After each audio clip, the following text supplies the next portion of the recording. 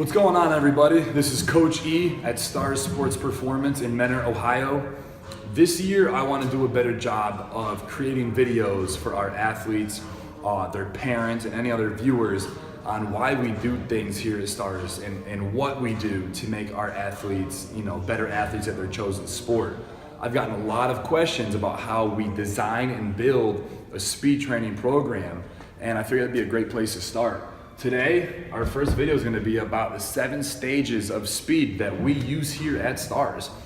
A lot of these stages are ones that I've come up with on my own for my own research, trial and error. A few of them we've borrowed from other great strength and conditioning coaches and sort of molded and blended them together to give our athletes the best.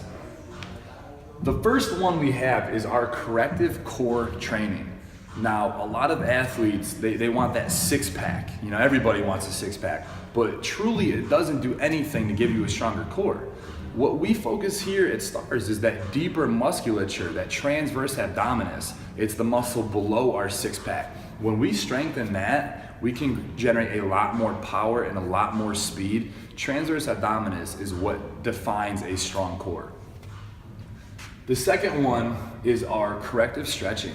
A lot of times you have athletes, they just stretch out that lower body. It's great to have flexibility in our lower extremities, but more often than not, they forget their upper body. Let's take a sprinter, for example, in a 100-meter dash. If they come in on their first day and we do our evaluation, and I can tell that their shoulders are slumped or rolled forward, instantly that's a red flag for any sort of imbalance, in our running motion. Basically, that's slumped forward shoulders is a tight internal rotator and a tight pec minor. What happens with that rolled forward shoulders is as they run, they start to cross their body with their arms. That's called cross body syndrome, and that can totally take a runner out of a race or any athlete out of a sprint. When we don't correct that type of imbalance, it's gonna cause torso rotation. Therefore, that athlete runs in more of a zigzag pattern rather than a straight line. What we do is we correct that stretching. We open the chest up, we loosen up that shoulder. Therefore, we can run linear, hands are chin to pocket, and that's really gonna help an athlete run down, their field or the rink or the court a lot more efficiently. The third one we have in our 7 stages is mechanics. A lot of people ask us why we put this so early, and it's very simple. We teach our athletes how to run early and what's expected of them and how to do it more efficiently and more properly. We teach them how to run with a longer stride and a greater stride frequency. We teach them how to pattern their breathing correctly. And then we also teach them how to sequence their arm swing and their leg drive. Now, it's not perfect on phase 3, and we understand that, but at least they know what's needed and what they have to do. That way we can perfect it as we go down and we move into their training program in these 7 stages. Stability is very important. This is the 4th stage that we have. Now, stability is basically our stabilizer muscles. These are the muscles that aren't truly used in running, but they help our major muscles as we run down the track or the field. Basically, a stabilizer muscle, it helps one joint, it secures one joint, that way another joint can move more effectively and more efficiently. When we can have all of our stabilizers working properly and strong, our running form is gonna be way better. My favorite stage, and I think the most important, is our neurokinetic therapy, also known as NKT, and our ISO activation.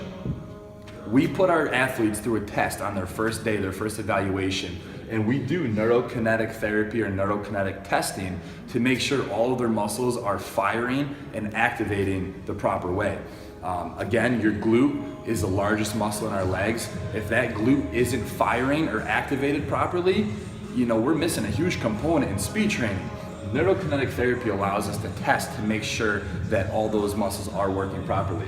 A lot of times they're not. So then we move into ISO activation.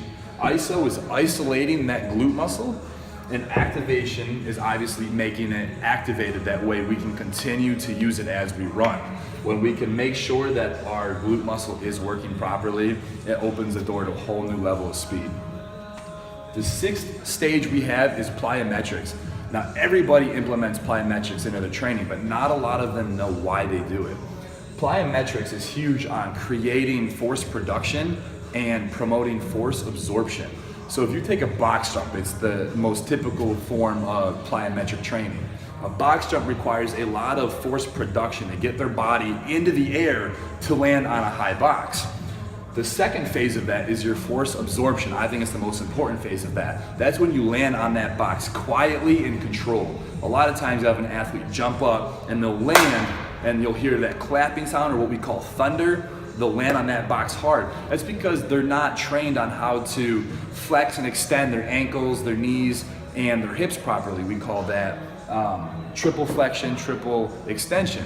When an athlete can promote a lot of force, and then they can absorb that force effectively and properly, that means you can control your body. As soon as you can control your body in all sorts of different motions, you're gonna be easily control that in that running form, that linear sprint. The last phase, people don't understand that we put strength 7th in our 7 stages of speed, because I'd rather have an athlete who is perfect at 1 through 6 over someone who is extremely strong and can promote a lot of force in the ground. Now, 1 through 6 is important because we don't necessarily have to be strong to run fast. You have to have proper form. We have to have strong stabilizer muscles. Your muscles have to be activated. As soon as we have all this working properly, strength then comes in to just kind of the icing on the cake. So guys, just to go over one more time, our 7 stages of speed. We correct the core training, transverse abdominis. We do stretching correctly.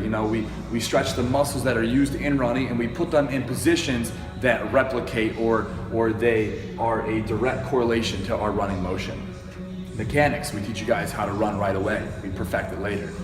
Get our body strong and our stabilizer muscles strong. Work that neurokinetic therapy and activate all those muscles that aren't firing correctly. We learn how to control our body in our plyometric training. Icing on the cake is our strength. Guys, we have Twitter, Facebook, Instagram. Please feel free to contact us on those, and ask questions. Tell us what you're struggling with, and we'll be sure to get back to you and help you become a better athlete. I promise, if you put these 7 stages of speed into your own training, you will notice a difference and you will become a faster athlete, whether you're on the rink, the ice, the court. If you're just a triathlete, whatever you do, these 7 stages are gonna make you faster, I guarantee it. If you need help with any of this, again, come on in, stop in and let us know. We'll put you through neurokinetic therapy testing just for free to show you if you have any imbalances, any muscles aren't firing, because if you don't ever have anybody take you through this, you'll never know, if there's an imbalance in your form. Guys, hit us up. We're creating a YouTube channel soon so that you guys can subscribe to that and get more of our videos. Stay tuned, and we hope you guys stop in. We'll help you become stars. This is Coach E. Thanks, guys.